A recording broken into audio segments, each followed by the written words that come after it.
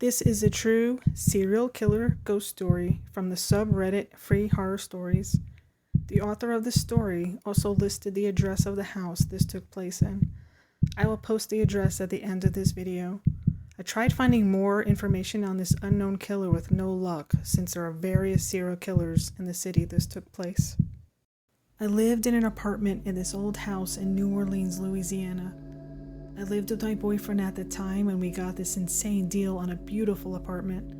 It was $600 to rent a massive, stunning apartment with hardwood floors and huge ceilings.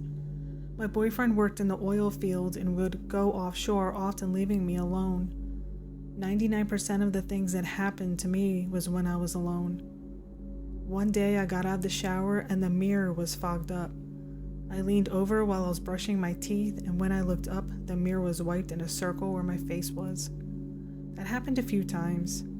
It was wiped away where my face was when I looked up from brushing my teeth each time. Only a handful of times out of the few months that I lived there. But when it did happen, it happened the same way every time. While I was sleeping, I often heard things crashing, and also often heard footsteps in the attic. My boyfriend also heard the steps in the attic and went to check it out. No one was up there. I came home from getting groceries, put them on the gas stove, and then got a feeling of being watched and looked up. From the 2 to 3 seconds of me coming in and putting the groceries down, I looked up and all of the cabinets were suddenly open 90 degrees. I closed the doors and tried to recreate it happening, which I couldn't. So I brushed it off, went back to put groceries away, got another creepy feeling, looked up and all the doors were open again at a perfect 90-degree angle. While my back was turned, looking at the cabinets, all of the burners turned on full blast. Every night we heard footsteps of someone walking slowly in high heels up and down the hallway for hours. The apartment next to us was a mirror image of ours and the walls were thin. My boyfriend thought that the guy next to us had a lady over, and I said, no woman wears high heels on hardwood floors walking back and forth. They would have taken them off. Only a man who has a fetish to wear heels would do that. Turns out our neighbor worked as a nurse during the night shift and wasn't even home anyway. So I was going to sleep one day, but I was so scared that I left the hallway light on. I heard the footsteps and was too scared to go to sleep. I looked up and saw an evil being. A man, but he looked like a half man, half monster. He walked into the hallway, and then the door of the room stopped and turned towards me. I had never been so scared and was paralyzed in fear. He came into the room, stood at the left side of the bed, and then sat down.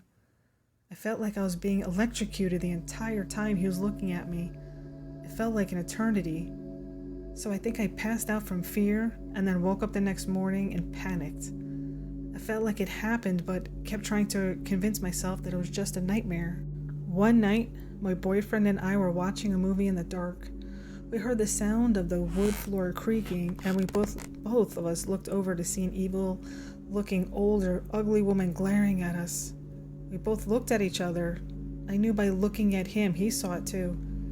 That was the day that I went from thinking I was paranoid to living in full fear.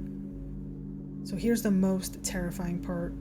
Our dishwasher broke and these handymen came over to install a new one.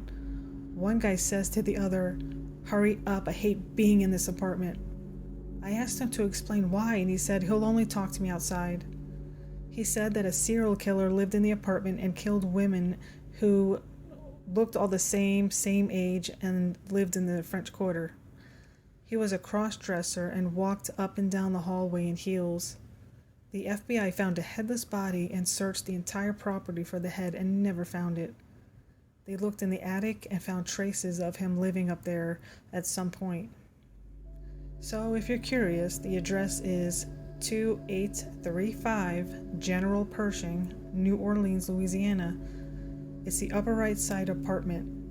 I tried to look up the news story online and haven't had any luck, so maybe one of you will be a better sleuth.